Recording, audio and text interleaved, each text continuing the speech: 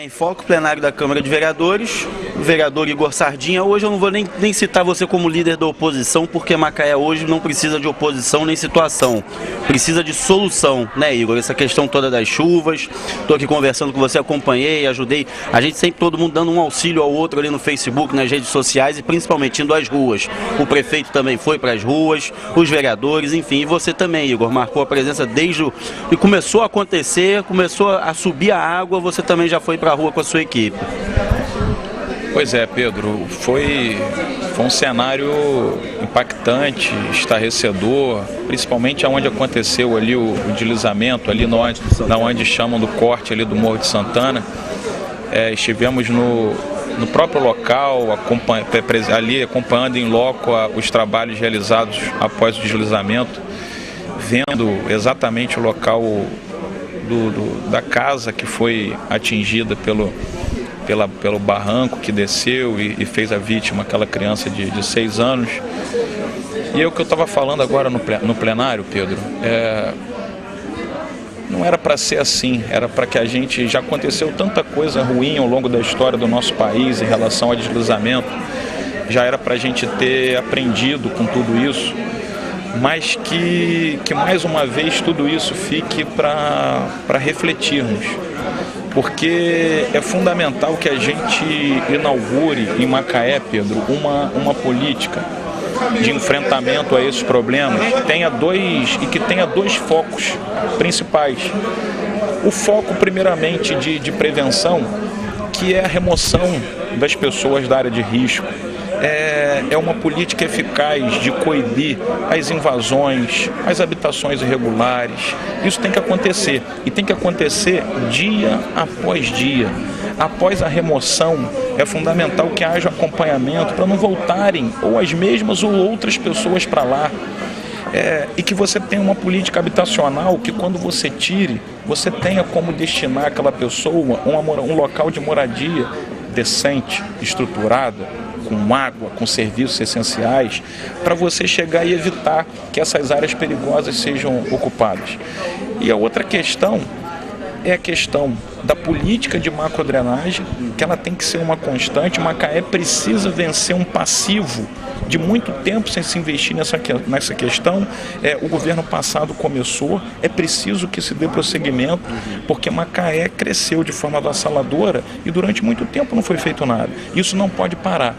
E a outra questão que nós temos que ver, Pedro, é a questão reativa, é a questão da reação. Porque quando acontecem chuvas dessa monta, dessa envergadura, foi uma chuva muito forte, independente do preparo e do período que estivermos vivendo, a cidade vai sentir os impactos. E aí a gente tem que estar preparado para os nossos órgãos, as nossas secretarias, eles estarem preparadas para dar as respostas. Por exemplo, hoje nós temos uma defesa civil na estrutura da Prefeitura Municipal, composta de pessoas dedicadas, gabaritadas, que ontem a gente vinha acompanhando o trabalho deles, eles movendo mundos e fundos para tentar dar o melhor àquelas pessoas, mas, Pedro, sem estrutura alguma. Não há manutenção dos seus veículos, os veículos vão dando problema, a prefeitura não faz uma manutenção. Eles estavam, por exemplo, ontem, eles têm um veículo, o resto dos veículos começaram a ter que pedir emprestado um carro do setor de postura, um da Secretaria de Meio Ambiente, porque não tem condição de trabalhar. As bombas de sucção de água, Pedro, tão importantes nesse momento, que você tem que espalhar para cada bairro que esteja inundado para facilitar a rapidez da normalização daquelas vias. As bombas vão dando problema e não tem manutenção. Aí ontem nosso mandato foi acionado, tinham 3 bombas no pátio da Secretaria de Obra, que nós perguntamos, mandamos um ofício à prefeitura, por que elas não estão na rua? Provavelmente, Pedro, deve ser porque deu problema em algum período nesses meses agora, não teve o reparo. Então não teve a manutenção. E aí chega e acontece um momento como esse e a gente fica todo mundo na rua, todo mundo se dedicando. Agora, não houve uma preparação para que, quando a situação acontecesse, a gente pudesse ter os instrumentos para dar respostas rápidas. E foi o que eu falei na Câmara agora. Nós estamos começando dezembro, teremos um período aí nos próximos meses, dezembro, janeiro e fevereiro, de outras chuvas fortes, porque a gente sabe o que acontece. E que então essas políticas de médio e longo prazo que eu falei aqui, que tem que ser feitas, as políticas habitacionais, de remoção, essas a gente tem que dar início, mas a gente vai sentir os efeitos positivos dela lá na frente. Agora, essas de reação, de você ter uma defesa civil equipada, de você ter as bombas funcionando, isso é para ontem. Que a gente, nos próximos meses, aí a gente... Pode ser um incêndio, com certeza, a gente tem que estar preparado. Bom, correto, vereador. Vou agradecer a sua presença e também vou falar uma coisa, antes eu só vou falar uma coisa antes da a última palavra, que hoje aqui no plenário eu vou até fazer um comentário porque os vereadores todos ficaram na mesma causa, que é a causa da população como um todo. Por isso que eu falei, não me importa mais situação nem oposição. O prefeito eu vi que foi para as ruas, eu até fiz um questionamento na rede social, foi respondido, enfim, e achei isso importante. Mas é nítido que há um descompasso de alguns secretários, de algumas engrenagens com o prefeito. O prefeito a 200 por hora e alguns secretários a 10 por hora, como falou o vereador Paulo Antunes aqui. Então acho que isso também gera um descompasso na população, que a população cobra uma coisa, o prefeito diz que vai atender, mas o secretário às vezes não executa. E o vereador fica ali de fiscal e fica sendo cobrado. Então é muito complicado, tem que haver uma constância maior, uma cobrança maior entre os secretários, não só do prefeito, mas o prefeito tem que cobrar dos secretários dele. Pedro, porque eu particularmente eu não faço avaliação de forma separada. Para mim, eu analiso o governo. Então, se não deu certo, o governo não deu certo.